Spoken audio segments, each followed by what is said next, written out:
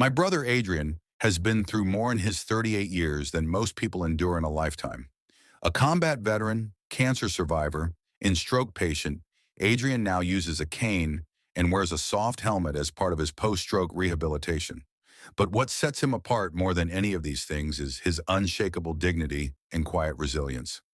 After years in hospitals and rehab centers, Adrian moved into a quiet suburban community, ironically one he had purchased as an investment long ago. He had always planned to retire here. What most residents didn't know was that Adrian actually owned several homes in the neighborhood and leased them out at affordable rates to veterans and seniors. His name was on the land title and the original development plans. But some people don't bother to ask questions. They assume based on what they see. Enter Karen. From the first week Adrian moved in, she was a storm cloud waiting to erupt.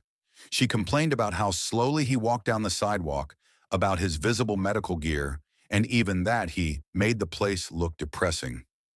Then came the breaking point. One sunny afternoon, Adrian took his usual walk through the neighborhood, his slow steps supported by his cane, his service dog walking patiently beside him. As he stopped to chat with a tenant who lived in one of his properties, Karen stormed up, arms crossed, expression twisted with condescension. "You shouldn't be wandering around like this," she said loudly. "You're scaring the children. People like you belong in a hospital."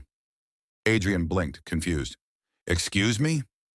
"You're clearly not well," she snapped. "If you don't leave, I'll report you to the HOA for loitering." I happened to pull up just as this was unfolding. As I stepped out of my car, I saw the fury building on Adrian's face, not because he was embarrassed, but because she had no idea who she was talking to. Adrian straightened himself up, gripped his cane, and calmly said, "You're standing on my property." Karen scoffed. "That's rich."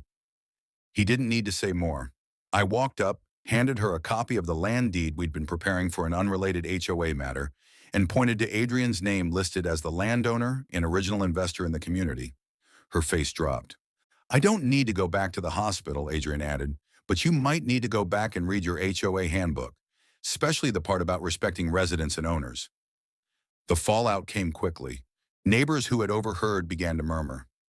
One tenant Adrian had supported for years stepped forward and publicly defended him at the next HOA meeting.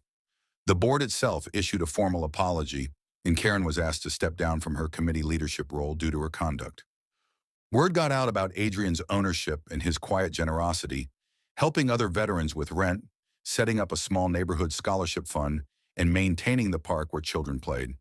The man she dismissed as belonging in a hospital turned out to be the very reason many of those homes were even affordable.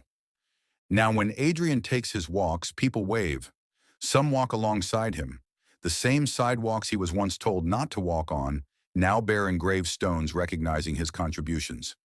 As for Karen, she avoids eye contact, her authority stripped as quickly as her assumptions.